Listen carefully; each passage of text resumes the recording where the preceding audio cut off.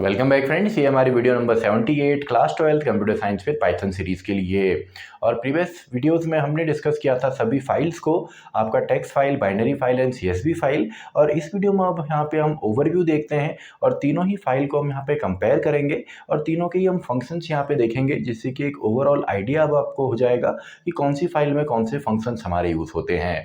तो देखिए, file handling के अंदर सबसे पहले तो हमने तीन तरीके की फाइल यहाँ पे पढ़ी, आपकी टेक्स्ट फाइल, दूसरा आपकी थी बाइनरी फाइल और तीसरा हमने डिस्कस किया था सीएसवी फाइल को।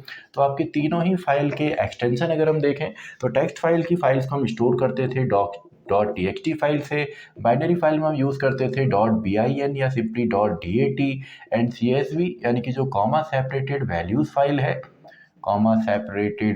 फाइल है, इसमें हम डेटा को स्टोर करते थे आपका कॉमा से सेपरेट करके वैल्यूज़ को, और इसका जो आपका एक्सटेंशन था वो था CSV।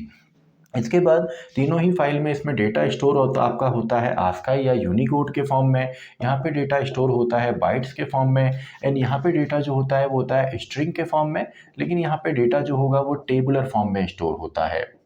और यहाँ पे अगर हम एग्जीक्यूशन देखें तो सबसे फास्ट एग्जीक्यूशन आपका बाइनरी फाइल में होता है, सीएसवी आपका टेक्स्ट फाइल में स्लो होता है और यहाँ पे भी स्लो होता है।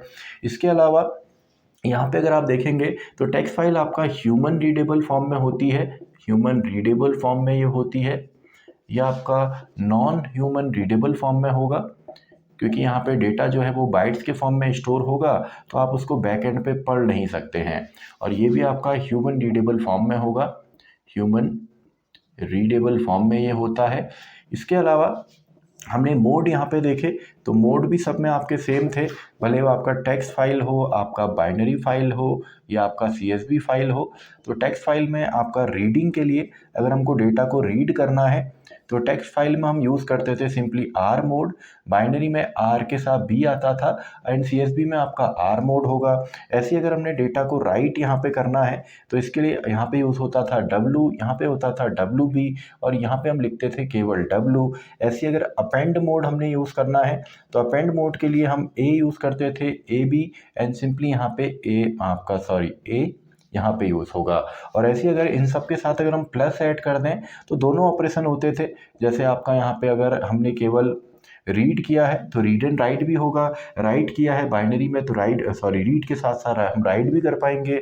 यानी कि आपका अगर डब्लू मोड है, डब्लू यानी कि टेक्स्ट फाइल में आप राइट कर रहे हैं तो प्लस लगाने की मदद से आप उससे रीड भी कर पाएंगे। तो ये हमारे यहाँ पे मॉड्यूल आपके सिंपली अलग अलग मोड थे।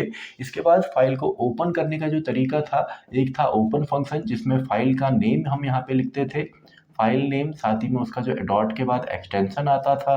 और एड्रेसेस भी आपके दो हमने यहाँ पे दिए थे, एक तो आपका होता है एब्सोल्यूट एड्रेस, एब्सोल्यूट यानी कि जो कंप्लीट एड्रेस हम देते हैं, और दूसरा हम यहाँ पे करते थे आपका रिलेटिव एड्रेस, जिसमें केवल आपका यहाँ पे फाइल का नेम यानी कि फाइल नेम और दूसरा जो उसका एक्सटेंशन है वो आपको यहाँ पे देना होता था।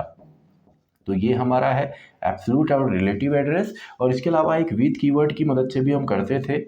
इसके अलावा यहाँ पे मोड आपका आता था और ये दोनों ही चीज़ें जो हैं ये आपकी स्ट्रिंग के फॉर्म में थी, यानी कि मोड हो या फाइल का नेम हो, दोनों ही स्ट्रिंग के फॉर्म में हम देते थे। इसके अलावा हम विथ कीवर्ड का भी यूज़ करते थे, यानी कि विथ ओपन, देन आपका यहाँ पे फाइल का नेम, आपका मोड एस, देन यहाँ पे फाइल का जो पॉइंटर है। तो इसमें आपका इंटेंट हम बनाते थे और इंटेंट के अंदर सारा काम हम करते थे, और जैसे ही इंटेंट से बाहर आते थे तो फाइल आपके ऑटोमेटिकली क्लोज हो जाती थी।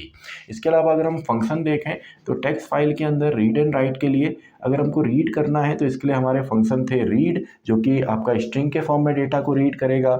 ऐसे ही हमारा रीड लाइन, जो एक लाइन एक बार में रीड करेगा, एंड रीड लाइन्स, जिसकी मदद से हम मल्टीपल लाइन्स को लिस्ट के अंदर यानी कि स्ट्रिंग ऑफ लिस्ट के फॉर्म में आपका रीड करते थे।